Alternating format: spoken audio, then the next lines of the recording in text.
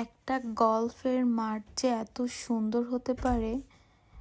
আমি ছোটবেলায় ফোনে খেলতাম গল্ফের মাঠে, তো একটু পরেই সেটা দেখাবো। এইদিকে আমরা তো ঘুরতে বের হব, তার জন্য আইসক্রিম কিনে নিচ্ছিলাম। এই যে সবাই মিলে আমরা এখন আইসক্রিম খাচ্ছি, ভাইয়া ভাবি, তারপরে আব্বু খাচ্ছিল, আমি ভিডিও নিচ্ছিলাম। আমরা আজকে পরপর 2টা জায়গায় ভিজিট করেছি, এত সুন্দর ছিল। একটা গল্ফের মাঠ যে কি সুন্দর হয়। আমি যখন ছোট ছিলাম ফোনে গেমস খেলতাম, ঠিক একদম সেম মনে হয়, জানি একটা ফোনের একটা পেপার মেমোরির মতো মনে হয় সব কিছু। এই যে এটা দেখো, এতটা ক্যামেরাতে বোঝা যায় না, কিন্তু সব কিছু মনে হয় কেমন জানি ছবির মতো।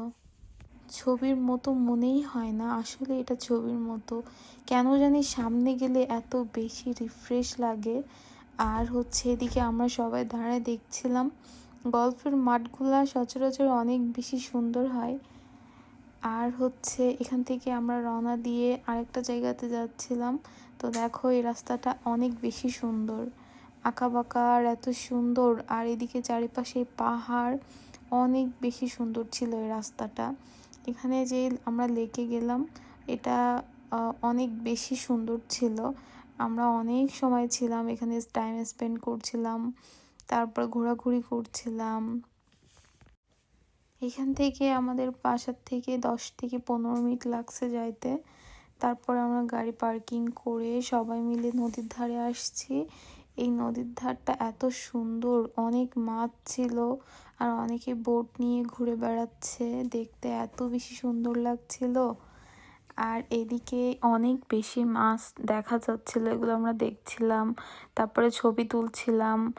আর হচ্ছে একটা প্রাণী আছে, এটার নাম বেভোর।